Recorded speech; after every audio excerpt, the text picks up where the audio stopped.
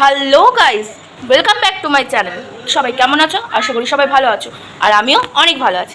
So guys, ভাবছো তো ready হয়ে কোথায় যাচ্ছি? তো আমরা একটু যাচ্ছি ঘুরতে। তো সবার ফার্স্ট সবাইকে জানাই ঈদ মুবারক, সবাই অনেক অনেক দিনটা ভালো কাটাও। তো যাই হোক, এখন আমরা রেডি হয়ে বেরিয়ে যাচ্ছি। তো চলো, কোথায় যাচ্ছি না যাচ্ছি সবটাই ভিডিওটা দেখতে পাবে, তো ভিডিওটা দেখতে থাকো। দেখো গাইস, ওর ছাতাটা কি সুন্দর, খোল। ও দারুন। তো গাইস ফাইনালি বেরিয়ে পড়েছি আর যাবো গাড়ি করে। তো চলো, রাস্তায় গিয়ে আবার টেক নিচ্ছি। আর এই যে গাড়ি রেডি হয়ে যাচ্ছে, আর ওই যে বাবা রয়েছে ওখানে। আর আমাদের এখানে ভীষণ গরম পড়েছে অলরেডি, এখন থেকেই ঘামা শুরু করেছে, ভীষণ রোদ। আর ওখানে গিয়ে কি অবস্থা হবে আমি জানি না। তো গাইস আমরা ফাইনালি অনেকক্ষণ আগে গাড়িতে উঠে গেছি, প্রায় 8 ঘন্টা হয়নি, 20-25 মিনিট হবে হয়তো। তো যাই হোক, এই যে মার আমি সেম পরেছি, বাট কালারটা একটু আলাদা। আর তো চলো ওখানে গিয়ে দেখাও, তাই ভিডিওটা না অনেকটা বড় হয়ে যাচ্ছে। তো চলো, তো বলে দাও আমরা কোথায় যাচ্ছি।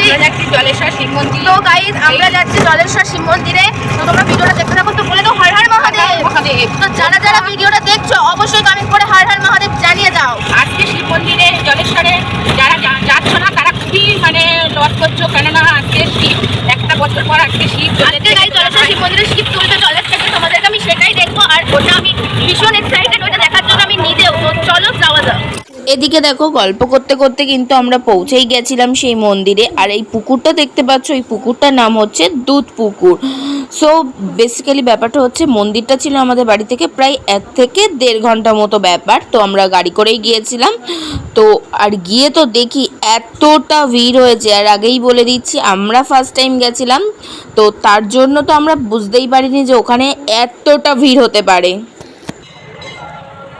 তো গাইস ফাইনালি আমরা চলে এসেছি, আর এখানে এত রোদ কিছু বলার নেই। তো যাই হোক, এই যে এই পুকুর থেকে কিন্তু শিবটা তুলবে। তো চলো, যখন সন্ন্যাসীরা নামবে তারপর আবার দেখাচ্ছি, ঠিক আছে? এই যে এই পুকুর থেকে শিবটা তুলে ওখানে গিয়ে পুজো করা হবে। এই যে এই জায়গাটা শিব পুজোটা হবে। আর ওই যে লাইন দেখো জল ঢালার বাবার মাথায়। আর এই সাইডে দেখো মন্দিরের চূড়া দেখা যাচ্ছে। জানি না মন্দিরে ঢুকতে পারবো কিনা, বাট যাই হোক, এখান থেকে কিন্তু এই পুকুর থেকে শিবটা তোলাটা হবে। আর ওই যে ওই ঘাট থেকে সন্ন্যাসীরা নামবে। ওখানে গিয়ে তো দেখি এতটাই ভিড়, মানে আই এম তো অবাক। আর সত্যি বলতে পুরোটাই আমাদের কাছে আনএক্সপেক্টেড ছিল, মানে এত লোকের ভিড়। মানে তোমরা তো দেখতেই পারছো, শুধুমাত্র মহাদেবকে দেখার জন্য। তো গাইজ আমরা ভাবছি এই জায়গাটা বসবো, কারণ সবাই দেখো যে যার মতো ভাবে বসে পড়ছে, ঠিক আছে? তো আমরা কিরে কি করছিস দাঁড়িয়ে দাঁড়িয়ে? এই যে কখন সন্ন্যাসীরা নামবে জলে, তার জন্য শিব তুলবে, সেই জন্য দাঁড়িয়ে আছি। বাট এখানে ভীষণ রোদ গাইজ, তার জন্য ছাতা নিয়ে এসেছি আমরা। আর বসার জায়গা খুঁজে পাচ্ছি না, বাট ভাবছি এখানটাতেই বসে পড়বো। তো অনেক লোক এসেছে এখানে, আর আমি ফার্স্ট টাইম আসলাম, মানে আমরা সবাই ফার্স্ট টাইমে আসলাম। ওই দিন এতটাই গরম পড়েছিল যে আশেপাশে শুধুমাত্র আইসক্রিমের দোকান ছাড়া আর কোনো দোকানই ছিল না। তাই মাকে কিন্তু বলেছিলাম 4 জনের জন্য 4টে আইসক্রিম নিয়ে আসতে। আর দেখো, ওখানে চকোবার ছিল না, তার জন্য তো আমাকে বাটি আইসক্রিমই খেতে হলো। তো যাই হোক, আমি তোমাদেরকে এটাই দেখাচ্ছিলাম যে ভিড় কতটা হয়েছে। আচ্ছা এবার বলো তো, তোমরা কারা কারা জলেশ্বর এই দুধ পুকুরে এসেছো বা মন্দিরে এসেছো, অবশ্যই কিন্তু আমাকে কমেন্ট করে জানিও। আর কারা কারা জলেশ্বরের সাইড থেকে ভিডিওটা দেখছো সেটাও কিন্তু আমাকে বলে যেও। আগেই তো বললাম, ওই দিন প্রচণ্ড পরিমাণে গরম পড়েছিল, কিন্তু আমরা বুদ্ধি করে 2টো ছাতা নিয়ে গেছিলাম, তাই পিঠটা রক্ষে ছিল। না হলে হয়তো ওই সারাদিন রোদে থাকতে থাকতে আমারই মাথা যন্ত্রণা ধরে যেত। এদিকে দেখো, শুধু আমরাই না, যে সকল মানুষ গিয়েছিল সবাই শুধুমাত্র একটাই অপেক্ষা করছিল, কখন এই দুধ পুকুরের জলের নিচের থেকে মহাদেবকে তুলবে। আর এটা কিন্তু প্রত্যেক বছরই তোলা হয়। আর হ্যাঁ, মহাদেবকে ঠিক কোন দিনে তোলা হয় সেটা আমাদেরও ঠিকঠাক করে জানা নেই, কারণ আগেই বলেছিলাম আমরা ফার্স্ট টাইম গিয়েছিলাম। আর যদিও আই থিঙ্ক চড়কের 2 সপ্তাহ কি 1 সপ্তাহ মতো আগেই শিবকে তোলা হয়। আমরা এখন বসে আছি, তাই তো? মানে আমরা যখন আসলাম তখন অতটা ভিড় ছিল না, বাট এখন এতটা ভিড় হয়ে গেছে। তোমাদেরকে আমি ব্যাক ক্যামেরা করে দেখাচ্ছি, প্রচুর ভিড় হয়ে গেছে এখানটাতে। তো আমরা এখানে বসে পড়েছি। এবার চলো, জলেশ্বর মন্দিরে কিছু অজানা তথ্য তোমাদের সাথে আমি শেয়ার করি। প্রথমেই বলে রাখি, শিবকে জলের নিচ থেকে কবে তোলা হয় নির্দিষ্ট দিন বা তারিখ আমার জানা নেই, বাট আমি এতটুকুই জেনেছি ওখান থেকে যে এই যখন দুধ পুকুরে শিবটা থাকে, সমস্ত সন্ন্যাসীরা মিলে শিবটাকে খোঁজে কোন কোনো এক প্রান্তে গিয়ে শিবটাকে যখন পাওয়া যায় সেই মূর্তিটাকে তুলে ওখানে পুজো করা হয়। দেন কিছুক্ষণ পর সন্ধেবেলা বা রাতের দিকে সমস্ত সন্ন্যাসীরা শিবলিঙ্গটাকে নিয়ে পায়ে হেঁটে হালি শহরে যায় জলেশ্বর মন্দির থেকে। হালি শহরে গিয়ে প্রায় 1-2 দিন মতো থাকে, তারপরে কিন্তু দেন রিটার্ন করে আবার জলেশ্বর মন্দিরে ঠিক চড়কের আগে। আর ওই জলেশ্বর মন্দিরে ওই মূর্তিতে চড়ক নীল পুজো সমস্ত কিছু হয়।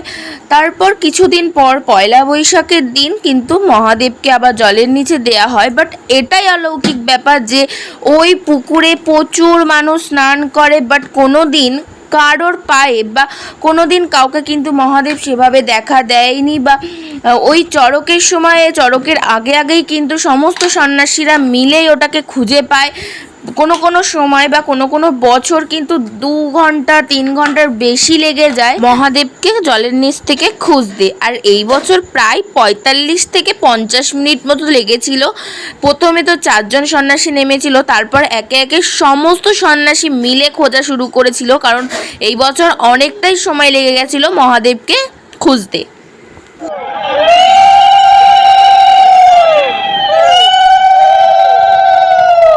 সত্যি মানতে হবে ভগবান বলে কিছু তো আছেই। অনেকেই বলে ভগবানকে বিশ্বাস করে না, অনেকেই আছে, বাট আমি সত্যি বলতে আমি প্রচণ্ড পরিমাণে ভগবানকে বিশ্বাস করি। আর সত্যি বলতে এই ঘটনাটা শোনার পর থেকে যেন ভগবানের প্রতি আরও বেশি বিশ্বাসটা এসে গেছে।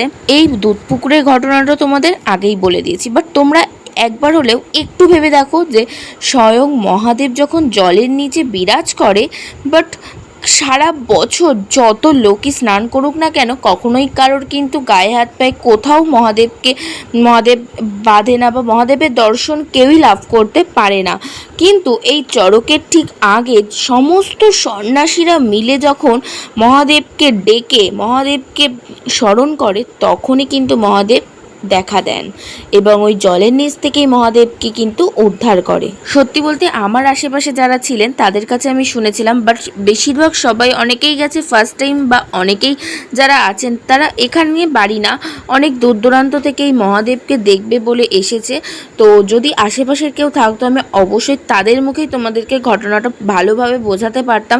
হ্যাঁ আমি জানি সেভাবে বোঝাতে পারছি না ঘটনাটা, বাট যতটা আমি বুঝতে পেরেছি সেভাবেই তোমাদেরকে ফুল বোঝানোর চেষ্টা করেছি। এবার বলো তোমরা কারা কারা এর আগে জলেশ্বর মন্দিরে গিয়েছো, বা এই বছর ফার্স্ট টাইম গেলে, বা এই বছর কারা কারা গিয়েছো অবশ্যই কিন্তু আমাকে বলো।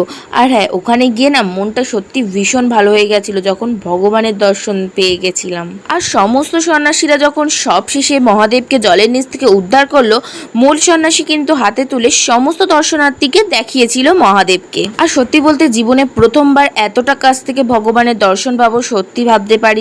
আর আমি তো তোমাদেরকে একটাই সাজেস্ট করব, তোমরা অবশ্যই জলেশ্বর মন্দিরে গিয়ে মহাদেবকে দর্শন করে এসো।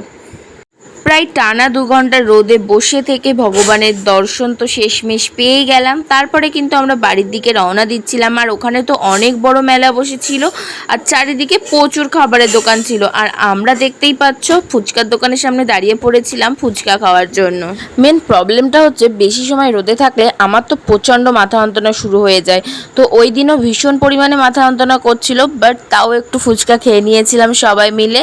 আর সত্যি বলতে মেলার ফুচকা সবাই জানো কতটা এবার টেস্ট হবে, বাট মোটামুটি বেশ ভালোই ছিল। ফুচকা খাওয়ার পর চারিদিকটা একটুখানি ঘুরলাম। আর আমার তো ওখানে গিয়ে একটা কথাই মনে পড়ছিল যে শান্তিনিকেতনের সোনাঝুরি হাটের মতো বেশ চারিদিকটা দারুণ মেলা বসেছিল আর বেশ ভালোই লাগছিল। এদিকে দেখো বাড়ি আসার জন্য আমরা গাড়িতে উঠে পড়েছিলাম ঠিকই, বাট এতটা জ্যাম ছিল যে গাড়ি বেরোতে প্রায় আধা ঘন্টা লেগে গেছিল। আমাদের এই মঞ্চের কাছে এসে দেখা করো।